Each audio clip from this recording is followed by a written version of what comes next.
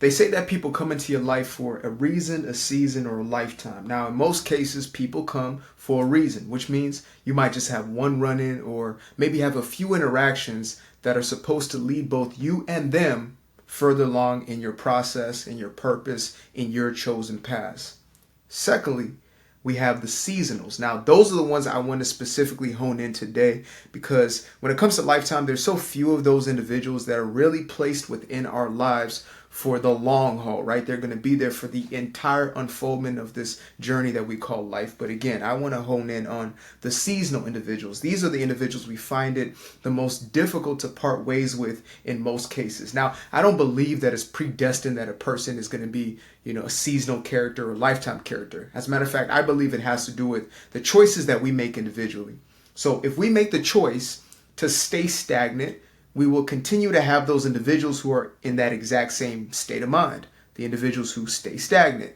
If we continue to move forward and journey forward and walk in that process and that purpose that God has created for us, then we will continue to have those who are on the very same process, right? It's like if you're growing, you're going to continue to be in the same space as those who are growing. If you're not, then you will be with those who are not. And so that being said, it's time to let go, and it's time to let go forever. And I don't mean that hyperbolically. I don't mean it's time to just remove somebody, from your mental state or emotional. I mean physical, mental, and emotional. There are people in your life right now who simply cannot move into the spaces and the places that you are being called to occupy. And that is a God-given truth. And I had to go through this experience a few times in my life, and it might happen a few more times, to be honest with you. Now, I'm thankful to be surrounded with incredible individuals, those who are truly like-minded and truly like-hearted, even more importantly, right?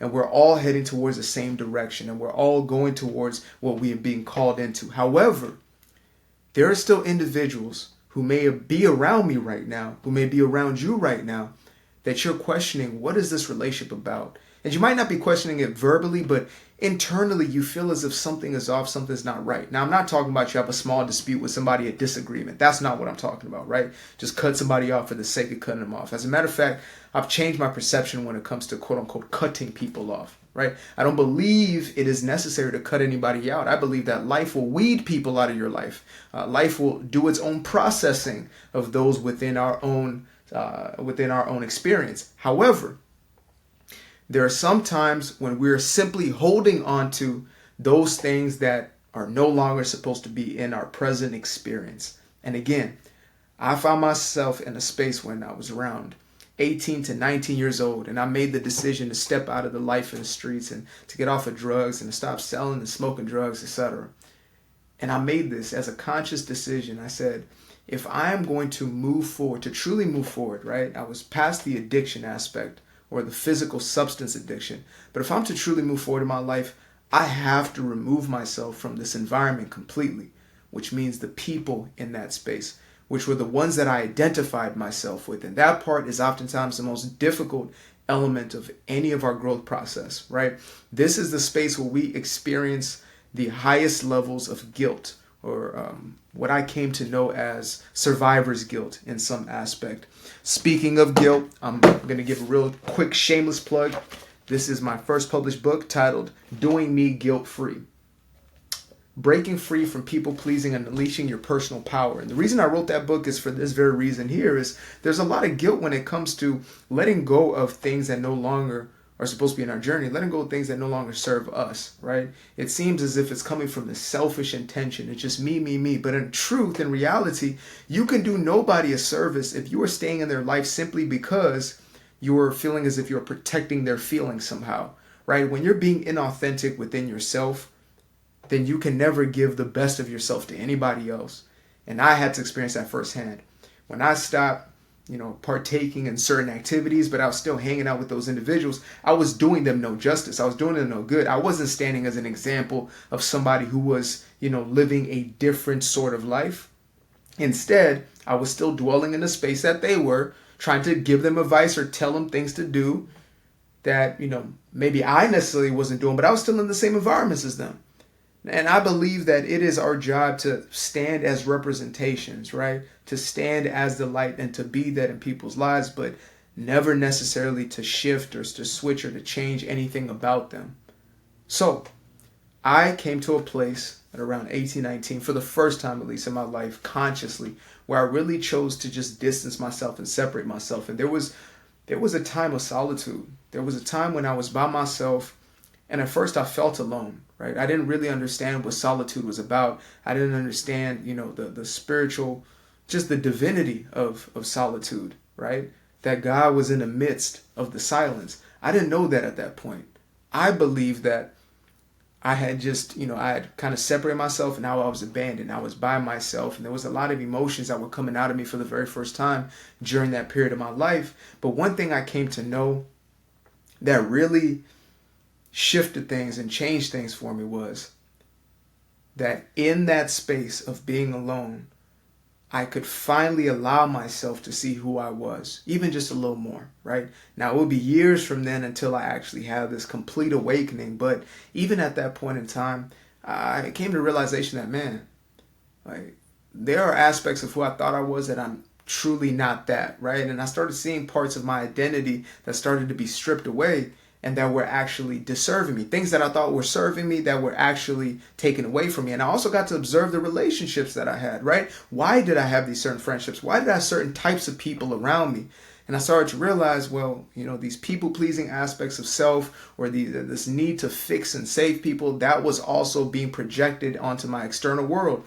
So I would have people in my life who, were addicts. I'd have people in my life who were living a certain type of lifestyle, who didn't have a father figure, and I was trying to step in and be that because I had this, again, the savior complex within me. And so I really came to this place for the first time in my life where I had to come to terms with the fact that the people around me were simply seasonal. And you are in a space right now, which is the reason why you clicked on this. You are in a space, you're in a place right now where you know that this is true for yourself. Now, I don't know if it's one person. I don't know if it's the entire group of individuals. I don't know if it's just the space that you're occupying that you're not supposed to currently be in. And as my homegirl, Carrie Nicole, said, I think one of the first interactions we ever had, and it stuck with me ever since, is, I'm not willing to be in any spaces where who I am is not valued, right? Because that's not truly the room that will understand, that will accept, that will know me at a deeper level and get to know me at that level, so we can all be of service to each other in a very real and dynamic way.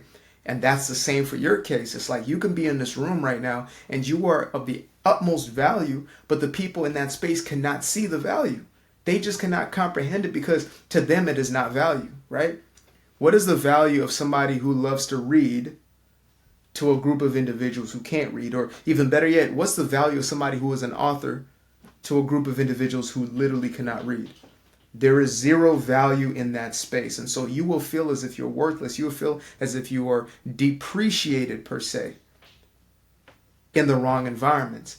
And so it is time for you to move, to step out of those spaces, to step out of those places that you once believed that you were going to be maybe for a lifetime. Maybe you thought these people were going to be your friends forever. Maybe you thought you were going to be in that relationship forever. You thought that person was going to be your forever, when in truth, life is constant change. And the greatest thing about life is the change. If things were stagnant and stale, then it would not be an experience for us in the first place.